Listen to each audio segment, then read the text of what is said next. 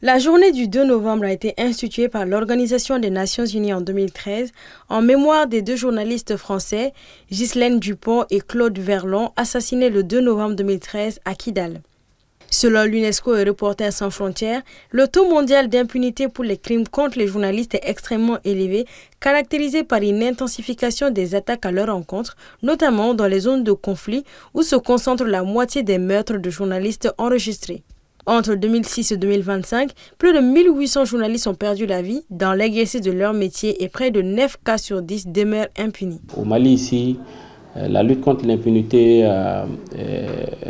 faite aux journalistes dans l'exercice de leur profession est une situation un peu délicate. Si je dis délicate, le tableau il est un peu sombre par rapport à cela. Parce que quand des journalistes peuvent disparaître dans un pays, dans un état de droit, comme ça, et que des années et des années, on a du mal vraiment à avoir des nouvelles de ces personnes-là, ou ceux d'ailleurs même qui sont assassinés, on a des preuves qu'ils sont assassinés, on a du mal vraiment à traquer, en tout cas, ceux qui sont responsables de cette situation, de ce drame-là.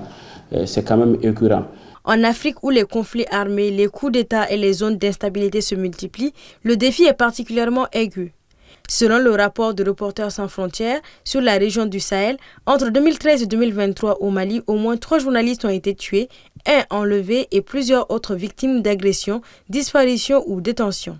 Toujours selon RSF, des journalistes maliens sont soumis à des menaces extrêmement graves, notamment après la couverture d'enquêtes sur des sujets sensibles.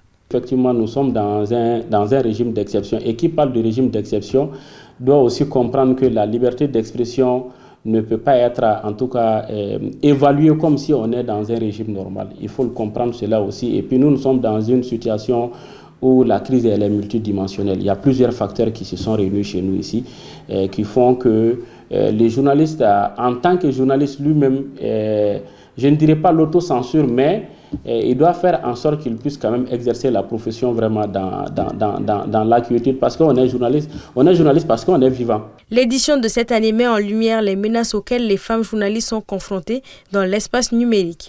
Selon l'ONU, les femmes journalistes sont de plus en plus exposées à des menaces alimentées par l'intelligence artificielle qu'elle a nommées violences sexistes facilitées par la technologie.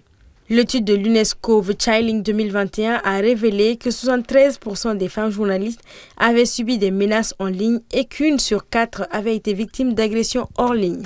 Selon Reporters sans frontières, du début de l'année 2025 à nos jours, dans le monde, 52 journalistes ont été tués, 93 sont portés disparus, 51 sont en otage et plus de 508 sont détenus à travers le monde.